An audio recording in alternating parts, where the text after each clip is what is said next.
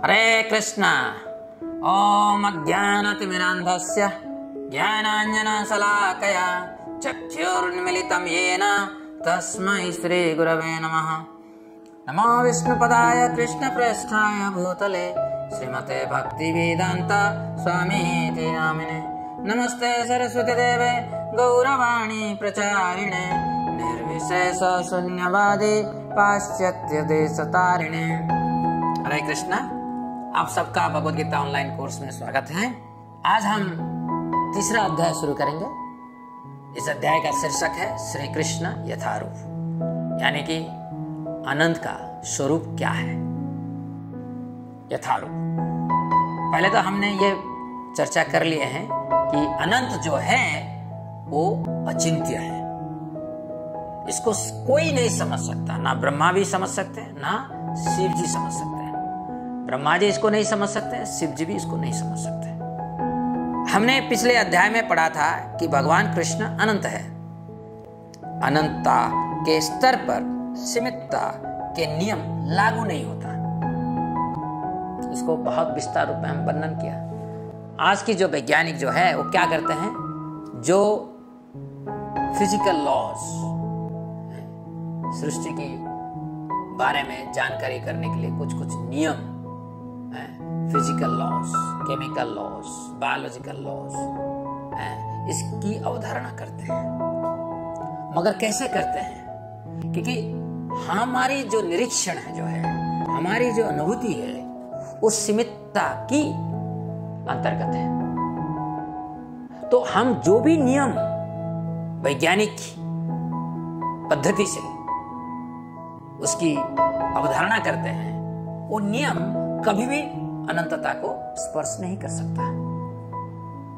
यदि अनंत इकाइयां सभी अनंत आकार की इस अनंत से अलग कर दी जाए तो भी वो अनंत ही रहता है। यानी कि अनंत वो वस्तु है जिससे हम कई अनंत इकाइयां ले जाएं, फिर भी जो मूल अनंत है उसमें कोई परिवर्तन होता ही नहीं है। इसको समझना इतना आसान नहीं है। बड़े बड़े वैज्ञानिक बैठे बैठे सालों जब इसके ऊपर चिंतन करते हैं, फिर भी उनको समझ में नहीं आता है। अतः अनंत के रूप में भगवान सदैव अचिंत्य है। इस अध्याय में हम यह समझेंगे कि कैसे ये अचिंत्य वो अनंत भगवान अपने मूल रूप में एक दिव्य पुरुष भी है। तो ये जो अनंत है सर्वव्यापी है, ये अनंत हर स्थान में है, फिर भी एक दिव्य पुरुष है। और वो दिव्य पुरुष जो है उनका मूल रूप जो है श्री कृष्ण। आइए इसके बारे में चर्चा करते हैं। हम सबके अंदर बहुत सारे भ्रम धारणा है भगवान के बारे में। तो पहले मैं क्या करूंगा, ये जो भ्रम धारणाएं हैं इनको दूर करने के लिए मैं कोशिश करूंगा। क्या भगवान कोई अलौकिक शक्ति है? सब कहते हैं भगवान एक शक्ति है। क्या ये सच है? भगवान एक शक्ति है? आपको क्या लगता है? भगवान एक महान शक्ति है। जो कोई भी भगवान में विश्वास रखते हैं ये यही दावा करते हैं, किंतु यह सोच भगवत गीता द्वारा अनुमोदित नहीं है। तत्व के अनुसार शक्ति सदैव आश्रित और अधिकृत होती है, किंतु भगवान तो स्वतंत्र होने चाहिए। अतः भगवान शक्ति नहीं है, अपितु ये असीम मात्रा में शक्तिशाली है। इनका अंदर इतना शक्ति है, उस शक्ति के माध्यम से ये करोड़ों जगत की सर्जना कर लेते हैं अनायास में। हम अपने पाठकों से निवेदन करते हैं कि ये इस धारणा को छोड़ दें कि भगवान एक महान शक्ति है। आम जीवन में हम देख सकते हैं कि शक्ति हमेशा शक्तिमान से निकलती है, जो कि उस शक्ति को नियंत्रित करता है, ना कि उल्टा। जैसे अभी इधर एक प्लग है, उस प्लग में जब मैं लगाता हूं, मेरा बल्ब नहीं तो हीटर, रेफ्रिजरेटर तो काम करता है। परंतु ये भी पता होना चाहिए कि वो प्लग जो है कनेक्टेड है पनकी पावर प्लांट के साथ। तो पनकी में जो इंजीनियर हैं वो लोग इस शक्ति को परिचालना करते हैं। इस शक्ति का परिचालना पनकी से होती है। तो शक्ति हर समय नियंत्रित है, शक्ति कभी स्वतंत्र नहीं है। भगवान कोई शक्ति नहीं है, बल्कि ये सर्वशक्तिमान है और ये सभी शक्तियों के स्रोत हैं। शक्ति उनका एक ऐश्वर्य है। शक्ति सदैव किसी ना किसी के द्वारा नियंत्रित की जाती है। उदाहरण के लिए विद्युत शक्ति को एक इंजीनियर नियंत्रित करता है, वो विद्युत शक्ति से अधिक शक्तिशाली होता है। हमें यह समझना चाहिए कि भगवान एक शक्ति ना होकर शक्तिमान है और बल्कि उससे भी बढ़कर है। आप जरा सोचिए, आपके अंदर कई शक्तियां हैं। जैसे अपना बुद्धि शक्ति प्रयोग करके आप किताब लिखते हैं, इंजीनियर बनते हैं, डॉक्टर बनते हैं। आपके अंदर कोई कला शक्ति होता है जिसके द्वारा आप गाना गाते हो, कोई इंस्ट्रूमेंट आप बजा लेते हो। आपके द्वारा और कोई शक्ति है जिसके द्वारा आप साइकिल चलाते हो, गाड़ी चलाते हो। परंतु आपको अगर कहा जाए आप वो शक्ति हो, सिर्फ वही शक्ति हो, आपको तो खराब लगेगा, क्योंकि आप शक्तिमान हो। ये जितने सारे शक्ति आपके अंदर भगवान ने दिए हैं उससे भी बड़ा आप हो। आप और मैं, हम बहुत क्षुद्र हैं। भगवान जो है वो अनंत है, उनका शक्तियां अनंत है। परंतु भगवान शक्ति नहीं है, भगवान शक्तिमान है। उनके बहुत सारे शक्तियां हैं और ये सब शक्तियां से वो बढ़कर हैं। इसका अर्थ है कि भगवान शक्तिमान के रूप से अपना शक्तियों का नियंत्रण करते हैं। दूसरा भ्रम, क्या प्रकृति भगवान है? बहुत सारे लोग कहते हैं प्रकृति भगवान है, नेचर इज गॉड। कुछ लोग कहते हैं कि प्रकृति भगवान है, किंतु ये भी सत्य नहीं है। भगवद गीता के अनुसार प्रकृति कृष्ण की एक शक्ति है और उनके अंतर्गत या अधीन कार्य करती है। भगवद गीता में भगवान कहते हैं, मयाधिक्येन प्रकृति श्रूयते सचराचरम हेतुनानेन कौन्तेय जगत विपरिवर्तते। 9वें अध्याय 10वें श्लोक। अनुवाद, हे कुंती पुत्र, ये भौतिक प्रकृति मेरी शक्तियां में से एक है और मेरी अध्यक्षता में कार्य करती है, जिससे सारे चर तथा अचर प्राणी उत्पन्न होते हैं। इसके शासन में यह जगत बारंबार सृजित और विनष्ट होता रहता है। अर्थात भगवद गीता के प्रमाण को स्वीकार करके हमें ये तर्क छोड़ देना चाहिए कि प्रकृति भगवान है।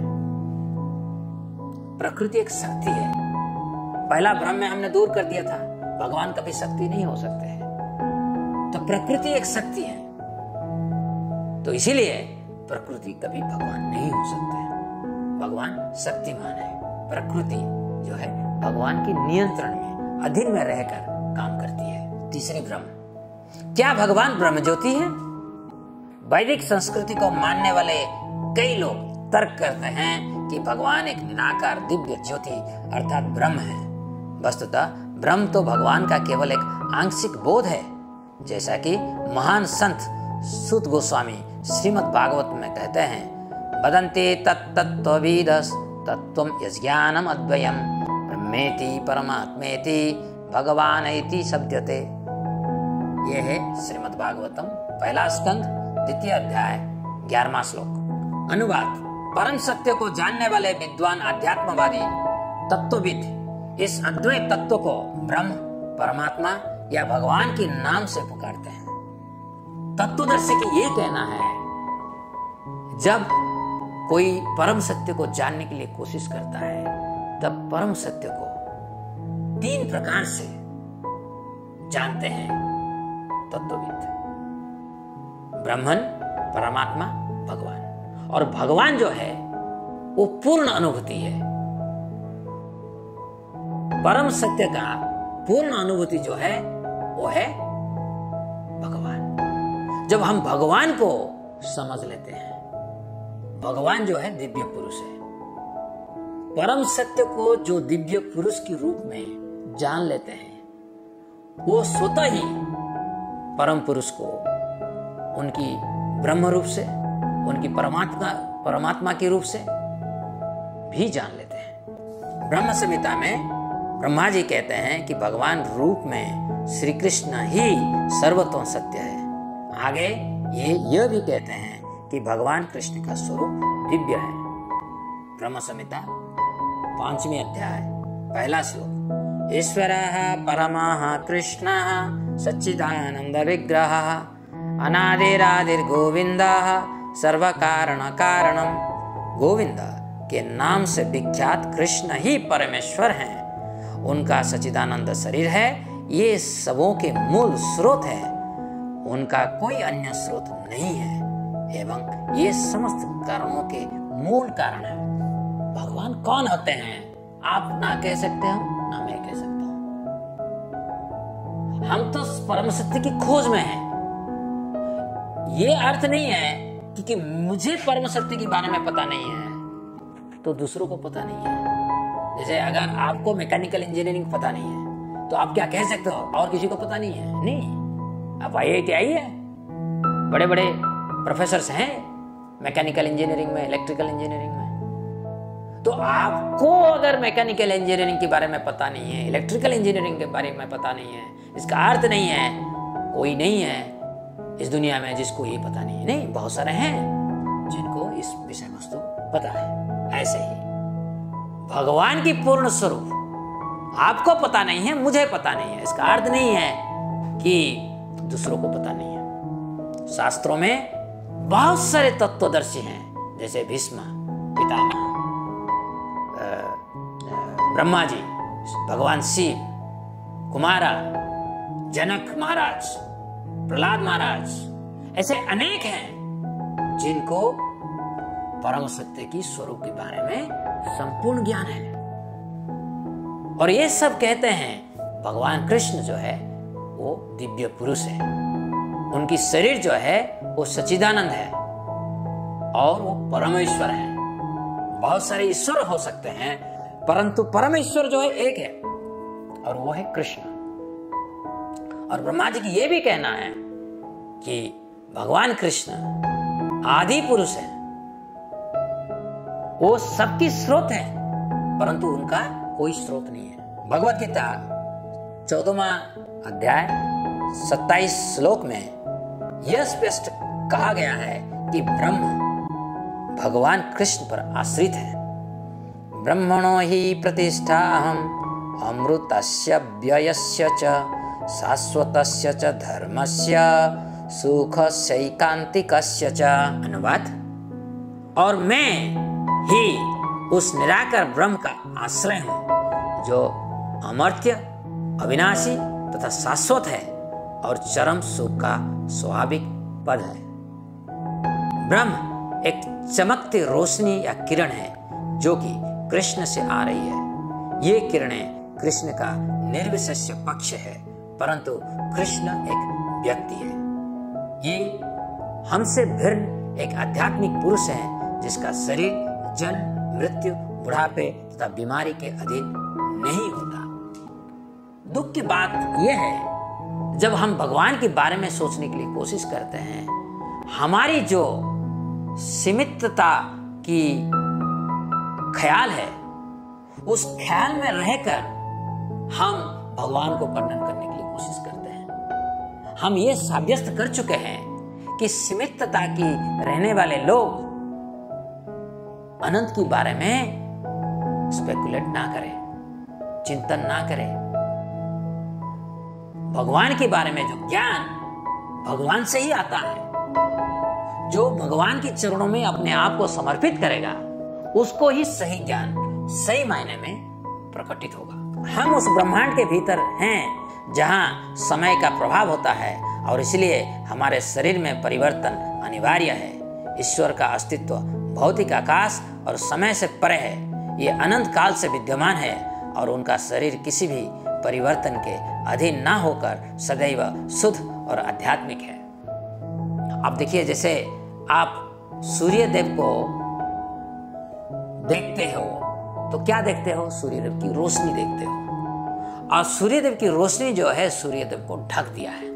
तो आप सूर्य देव को कैसे देख सकते हो? जैसे आप अगर विज्ञानी लोगों को, जो एस्ट्रोनॉट्स है, वो जब अंतरिक्ष में जाते हैं, धरती की जब छवि लेते हैं, एक आंख की गोला जैसे लगता है। थोड़ी उसमें आप दिखाई देते हो ना, मैं दिखाई देता है ना, कोई दिखाई देता है, कोई नहीं दिखाई देता है। तो ऐसे ही जब सूर्य देव की रोशनी को हम सूर्य देव मान लेंगे तो ये गलत है।